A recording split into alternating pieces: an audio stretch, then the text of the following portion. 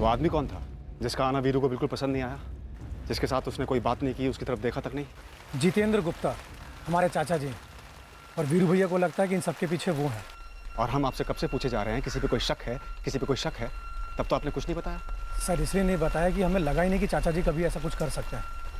कल रात में भैया ने बताया कि हो सकता है कि चाचा जी इसके पीछे हों, और आपने भी कहा था कि कोई करीबी ही हो सकता है। और हमारा चाचा जी से झगड़ा भी है। किस बात को लेकर? धंधे को लेकर। पहली दुकान पिताजी और चाचा जी ने मिलकर खोली थी, उसके बाद जितनी भी दुकानें सब भैया ने खोली हैं। अब चाचा जी को उसमें हिस्सा चाहिए, ना तो उसमें उनकी लागत है और ना ही मेहनत। कब की बात है ये? सर 12 साल पहले की। और वीरू को लगता है कि अब जाकर जितेंद्र गुप्ता ने अपना बदला लिया। शुरुआत में हमें ऐसा लगा ही नहीं, लेकिन अब किसी ने हमारे लालू को छीन लिया तो हमें लगता है कि उन्होंने किया है। जीतू चाचा जी ने।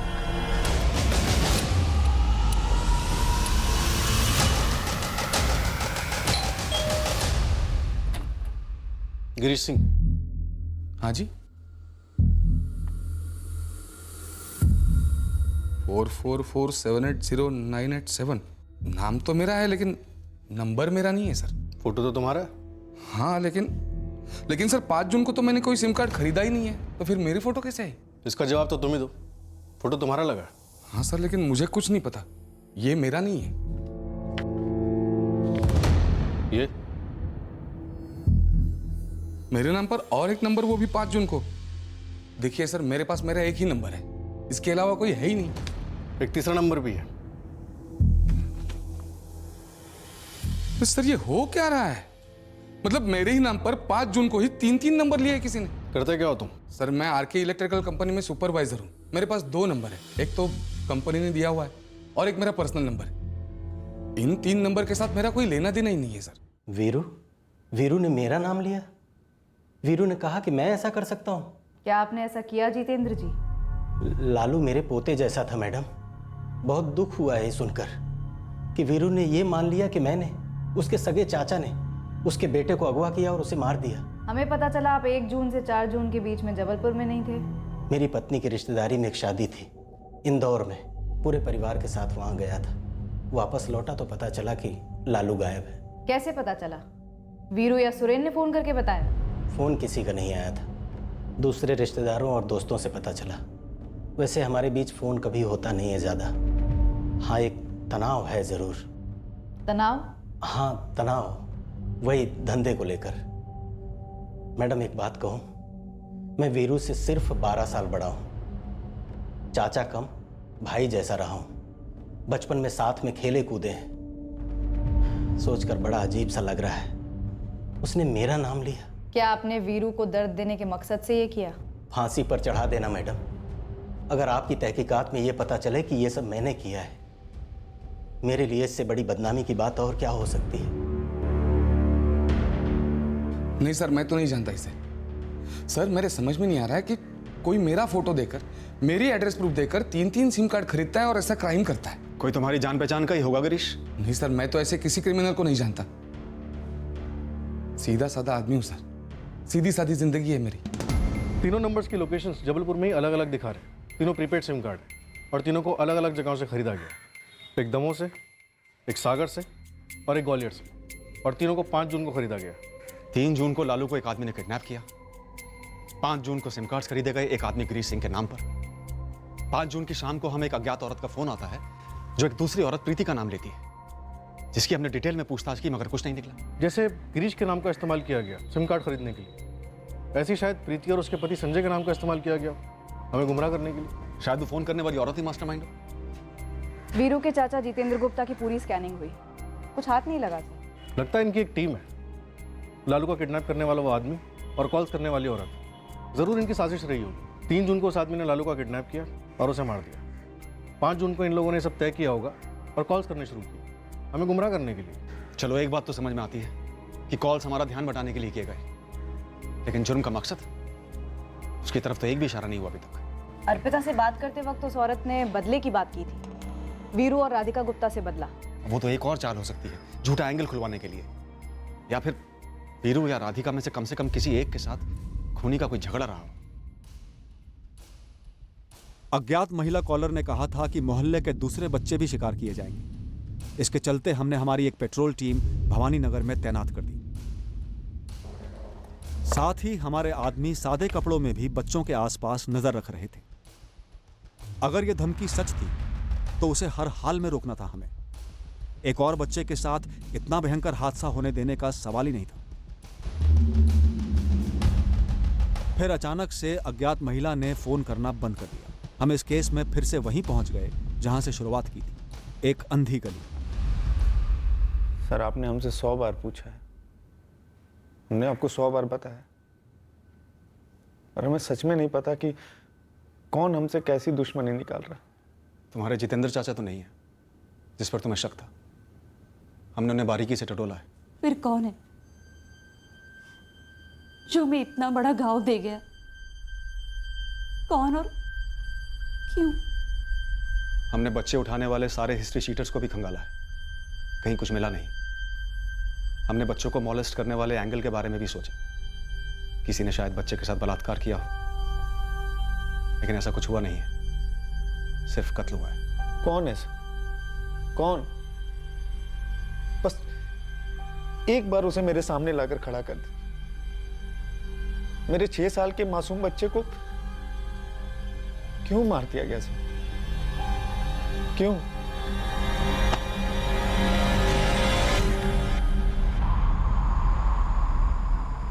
देखो बच्चों, मुझे मालूम है कि तुम लोगों ने कुछ नहीं देखा कि लालू किस अंकल के साथ गया था, लेकिन लुका छिपी खेलते हुए लालू कहाँ छुपा था मालूम है? कुछ याद है? 1 2 3 4 5। नहीं अंकल, हम सब खुद कर छुपने में लगे थे, तुम्हारा ध्यान लालू पर गया ही नहीं। बाद में मिला ही नहीं तो पता ही नहीं चला लालू कहाँ छुपा था। साहब, कॉलोनी में 134 परिवार है, हर परिवार के हर बंदे की कुंडली निकाली, कहीं से कुछ सामने नहीं आया। हिस्ट्री शीटर्स के बीच भी इस केस को लेकर कोई बात नहीं हो रही? बिल्कुल सन्नाटा है साहब, कोई चू तक नहीं कर रहा है। इसमें किसी हिस्ट्री शीटर का हाथ नहीं लग रहा है। तो फिर किसका हाथ है? मकसद क्या है इस कत्ल का? कोई निजी मामला नहीं, कोई विकृत मामला नहीं। एक बच्चे को एक मोहल्ले से एक आदमी ले जाता है, एक औरत हमको फोन करके यहाँ वहां दौड़ाती रहती है, फिर बच्चे की लाश मिलती है, वो औरत हमें फोन करना बंद कर देती है और हम वहीं के वहीं धरे के धरे।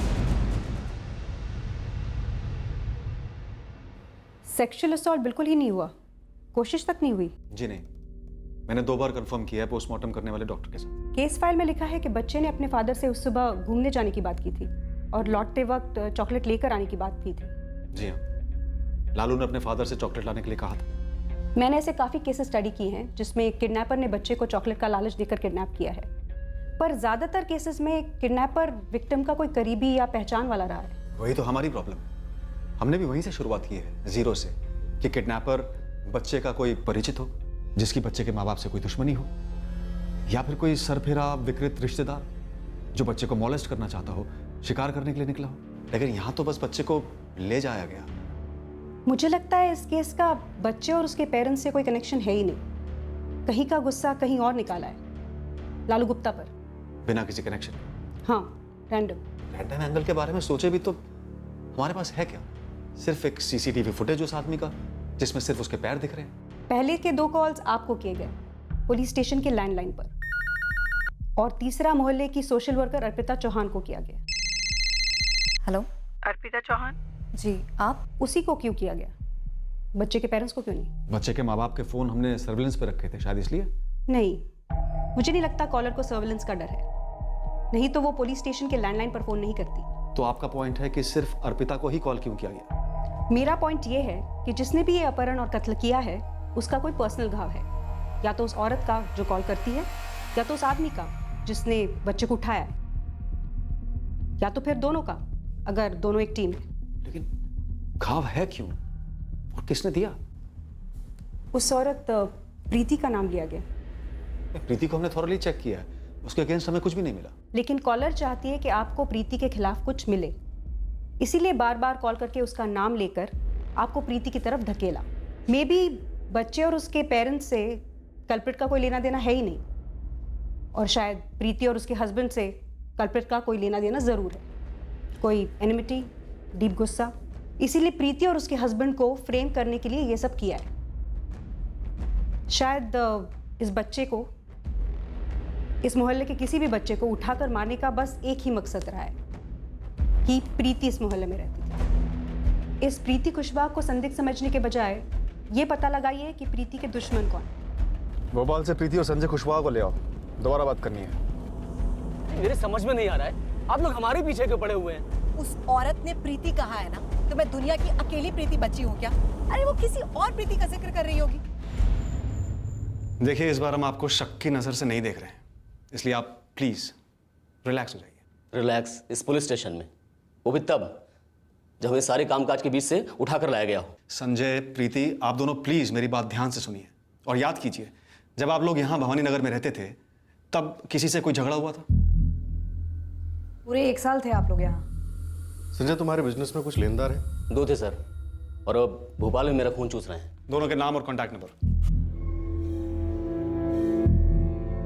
सर कहीं आप ये तो नहीं कह रहे हैं कि कोई हमें फंसाने की कोशिश कर रहा है? हो सकता है।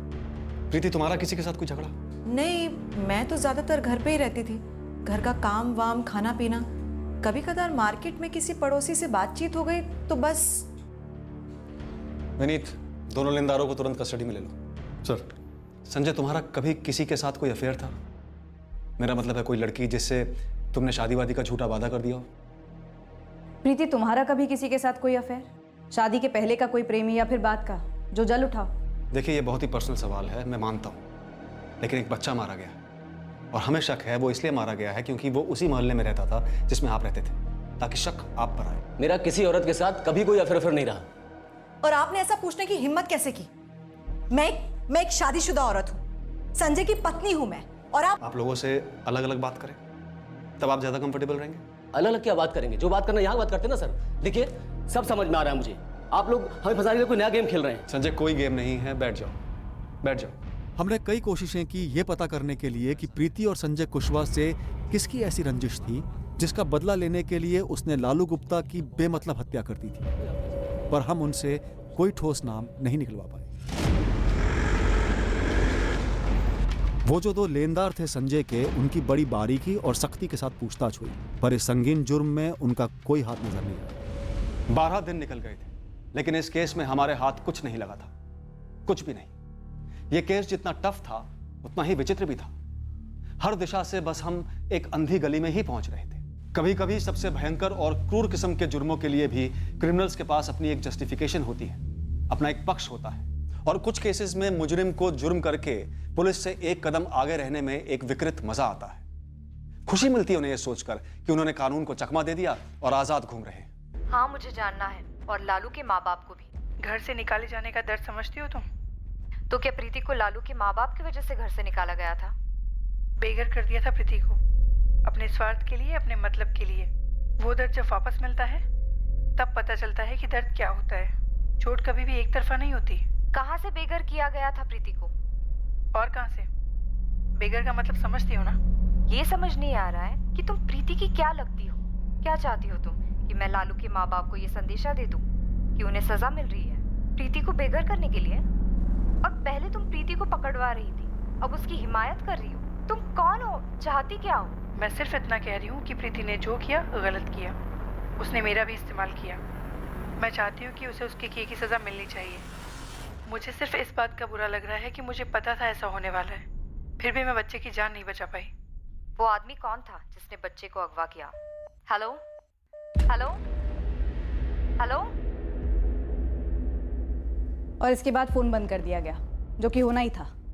कॉल रिकॉर्ड अर्जेंट बेसिस पे मंगाए हैं। बेघर कर दिया था प्रीति को, अपने स्वार्थ के लिए, अपने मतलब के लिए। वो दर्द जब वापस मिलता है तब पता चलता है कि दर्द क्या होता है। मैं सिर्फ इतना कह रही हूँ कि प्रीति ने जो किया गलत किया। उसने मेरा भी इस्तेमाल किया। मैं चाहती हूँ कि उसे उसके किए की सजा मिलनी चाहिए। मुझे सिर्फ इस बात का बुरा लग रहा है कि मुझे पता था ऐसा होने वाला है, फिर भी मैं बच्चे की जान नहीं बचा पाई। ये मेरी आवाज़ नहीं है सर, और ना मैं इस आवाज़ को पहचानती हूँ। मुझे कभी कहीं से बेघर नहीं किया गया है सर। पिछले 6 साल से बहुत आराम से संजय के साथ रह रही हूँ, और उसके पहले झांसी में अपने मम्मी पापा के साथ इज्जत से रही हूँ, इज्जत से विदा हुई हूँ। हमें फालतू में इस मामले में घसीटा जा रहा है। फिर ये जिस औरत की बात कर रही है, लगता है ये प्रीति कुशवाहा तो नहीं है। पति पत्नी दोनों की बैकग्राउंड की बाल की खाल की है हमने। फिर ऐसी दूसरी कौन सी प्रीति है जिसको बेघर किया गया था, चोट पहुंचाई गई थी? मैंने किसको बेघर किया? मैंने किसको चोट पहुंचाई? मैंने कभी किसी को बेघर नहीं किया, और क्यों करूंगी मैं? शादी के पहले मायके में कुछ हुआ था? कोई प्रीति नाम की लड़की थी, रिश्तेदार या किराएदार? जी नहीं। और प्रीति तो छोड़िए, मेरी पूरी जिंदगी में मैंने किसी के साथ ऐसा झगड़ा नहीं किया, ना मेरे घर वालों ने। राधिका से शादी के पहले कोई और थी तुम्हारी लाइफ? नहीं थी। राधिका और मेरी अरेंज मैरिज है। कभी किसी और के साथ अरेंज मैरिज होते होते टूटी हो, या फिर किसी लड़की को कभी तुमसे एक तरफा प्यार हुआ हो? सर, अरेंज शादी में सभी 3-4 लोगों को देखा। मैंने भी 3-4 लड़कियों को देखा था, पर कभी किसी को बेघर नहीं किया। ये औरत भी किश्तों में सुना रही है दास्तान, और वो भी ऐसी दास्तान जो कहीं मेल नहीं खा रही। ये औरत हमें गुमराह कर रही है, ये तो समझ में आ रहा है, लेकिन कहाँ गुमराह कर रही है ये समझ में नहीं आ रहा। सर, ये पूरा का पूरा खेल फर्जी मालूम होता है। बच्चा अगवा करके मारा गया, ये सच तो फर्जी नहीं है ना गुरु? ना कौन बोल रहा है सर? लेकिन ये भी तो सच है कि मैंने आज तक बिना मकसद के कोई किडनैपिंग या मर्डर नहीं देखा है, और मकसद है भी तो उसकी भनक तक नहीं है हमें। कहीं अर्पिता तो ये पूरा खेल नहीं खेल रही? मेरा मतलब है, और कौन बचा है शक करने के लिए? एक ही प्रीति मिली उसी कॉलोनी से, लेकिन उसका भी कोई कनेक्शन नहीं बैठ रहा है। हमने किसी भी पॉइंट पर अर्पिता पर शक नहीं किया ना? नहीं, कभी संदिग्ध नहीं माना। बेघर कर दिया था प्रीति। हमने अज्ञात महिला कॉलर की आवाज भवानी नगर के हर रहने वाले को सुनाई, इस उम्मीद से कि कोई तो पहचान लेगा। हमने अर्पिता चौहान की पूरी बैकग्राउंड चेकिंग कर ली, पता किया कि वो उसका लर्निंग सेंटर वहीं पर क्यों चला रही थी। अर्पिता से सीधे पूछ लिया हमने, क्या वही ये खेल खेल रही थी? मैं खेल खेल रही हूँ? ये बहुत ज्यादा हो गया सर। मैं आपकी इतनी मदद कर रही हूँ आउट ऑफ द वे जाकर, और आप मुझे पर शक कर रहे हैं। आपने मेरे माँ बाप को फोन किया था मेरे बारे में पूछने के लिए कि मैं लर्निंग सेंटर यहाँ क्यों चला रही हूँ? हाँ अर्पिता, किया था हमने तुम्हारे पेरेंट्स को फोन, क्योंकि हमें ये बात बहुत अजीब लगी कि तुम एक अच्छी खासी लाइफ छोड़कर यहाँ बच्चों के लिए लर्निंग सेंटर क्यों चला रही हो। इसमें अजीब लगने वाली क्या बात है सर? आपको ऐसा तो नहीं लग रहा है ना इस सोशल वर्क के पीछे मेरी कोई बुरी शादी है? शायद मैंने अपना बच्चा खोया है, बहुत दुख दर्द है मेरी जिंदगी में।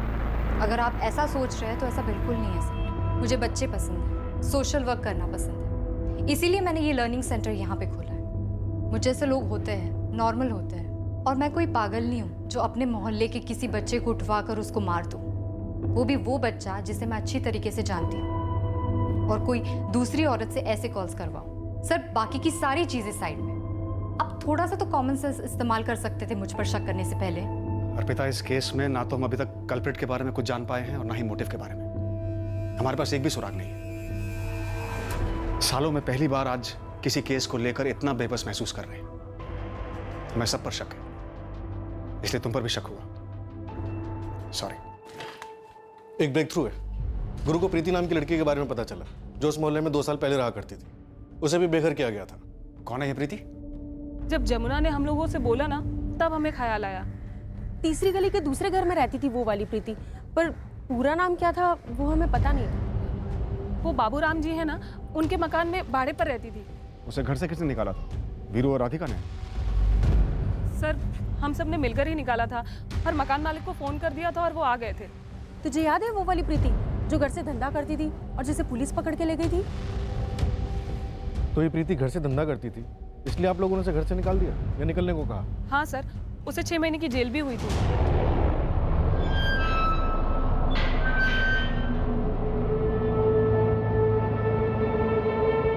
इससे पहले सबको लगता था कि सिर्फ चालू है, आने जाने वाले यार हैं उसके। ऐसा नहीं पता था कि धंधा करती है। एक और खबर पहले थी उस टाइम कि उसने 2-3 लड़कियों की झूठी शादी करवा के उन्हें बेच दिया।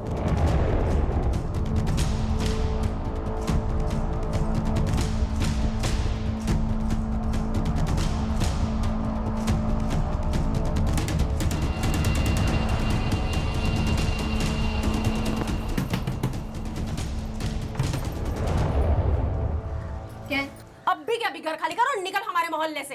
तुरंत सामान बांधना शुरू करो और निकल यहाँ से। अच्छा, तुम्हारे बाप का खाती हूँ, किराया देती हूँ, वो भी पूरे का पूरा। तुम लोग होती कौन हो मुझे इस घर से निकालने वाली? हम इस मोहल्ले के शरीफ घरों की शरीफ औरतें हैं। यहाँ पर वैश्या धंधा चलने नहीं देंगी तुम्हारा। अपनी शराफत अपने पल्लू में बांधकर अपने घर पे रखो। मेरा मूड खराब मत करो, फुटो यहाँ से। तू चल बारा, तेरे को दिखाती हूँ मैं। उठा ना तो यही के यही सबके सब रेंगे लगेंगी। मैंने इतनी मार खाई और इतनी मार मारी है ना कि कसम से 10 जन्म तक तुम लोग मेरा मुकाबला नहीं कर पाओगी, समझ गई? निकलो यहाँ से। तू यहाँ से निकल और कहीं और जाके मारपीट कर। हम तुझे यहाँ नहीं रहने देंगे और हमने मकान मालिक बाबूराम जी को भी बुला लिया है। ए, जो भी नाम है तेरा, तेरे घर पे आती हूँ धंधा करने। तेरे पति को बहलाया फुसलाया मैंने। ए, हमें ऐसे वैसे लोग नहीं चाहिए इस मोहल्ले में। तुम्हारे कस्टमर्स आते जाते रहते हैं। हमारे छोटे बच्चे हैं, उन पर क्या असर होगा इस गंदे माहौल का? तू अपना सामान समेट और निकल यहाँ से। फिर मकान मालिक बाबूराम जी आए और उसे घर से निकलना ही पड़ा। बहुत गुस्से में निकली थी वो यहाँ से। हाँ, उसने तो मारपीट की धमकी भी दी थी। हे राम, कहीं उसी ने तो नहीं किया ये सब? नहीं सर, इन सब के बीच में मैंने उसे कभी कुछ नहीं कहा। मैंने भी नहीं कहा। मुझे तो ये सारी बातें काफी बाद में पता चली और उस वक्त तो मैं यहाँ थी भी नहीं। जो आवाज हमने आपको सुनाई थी वो प्रीति की हो सकती है? सर 2 साल पहले की बात है, आवाज़ कैसे याद रहेगी? मकान मालिक बाबूराम का नंबर और एड्रेस दीजिए। मोहल्ले की बाकी औरतों ने उस प्रीति को घर से निकाला। उस वक्त तो हम वहाँ थे भी नहीं। पूरे मोहल्ले से बदला लेने की उसने हमारे बच्चे को निशाना बनाया। सर मुझे पता होता कि वो धंधा करती है तो मैं उसको मेरा घर किराए पे क्यों देता? और दिया भी तो बिना किसी एग्रीमेंट के। कोई फोटो, कोई एड्रेस, कोई फोन नंबर, कुछ तो होगा तुम्हारे पास।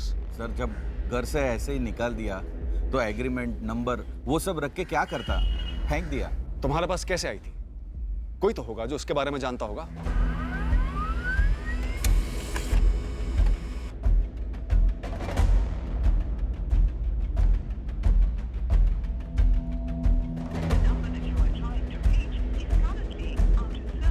बेघर किया गया था इसे, यही कहा था उस कॉल करने वाली औरत ने। सही कहा। और हम गलत प्रीति के पीछे पड़ गए थे, प्रीति कुशवाहा।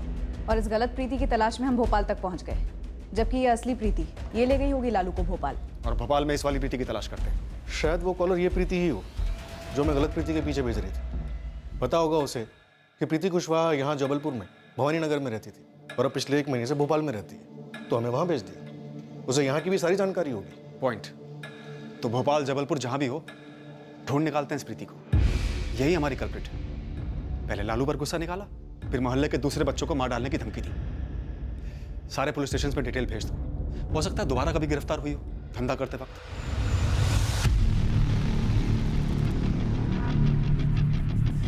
अब इस दूसरी प्रीति के लिए जबरदस्त खोज शुरू हुई।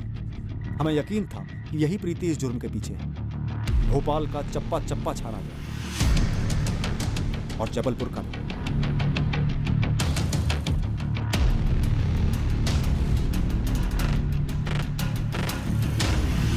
इस प्रीति के व्यवसाय की जानकारी होने के कारण हमने राज्य भर के रेड लाइट एरियाज को टारगेट किया, इस उम्मीद से कि प्रीति हमें यहीं कहीं मिल सकती है।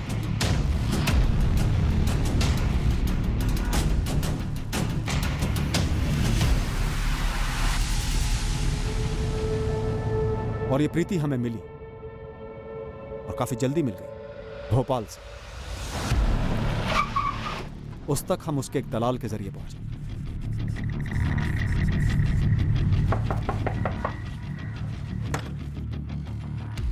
जी लालू गुप्ता को तूने ही मारा? लालू गुप्ता कौन है ये?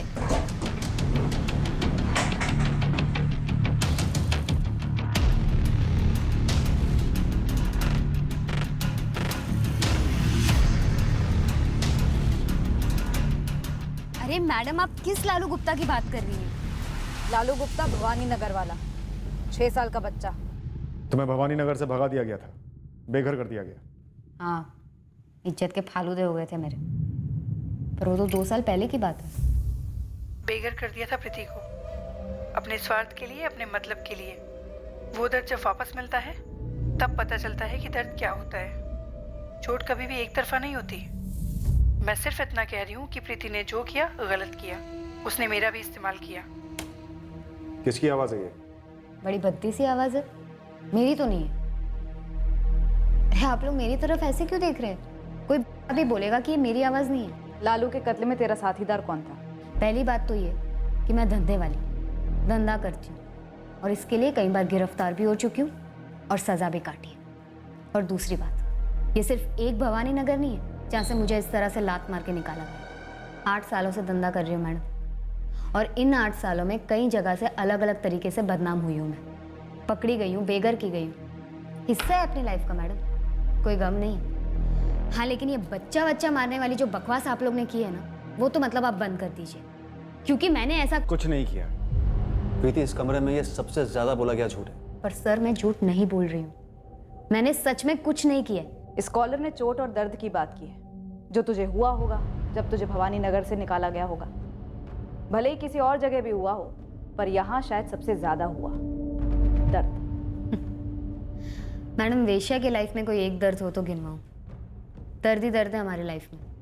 कोई कस्टमर आके बैठता है और पैसा नहीं देता, वो तो सबसे दर्दनाक होता है।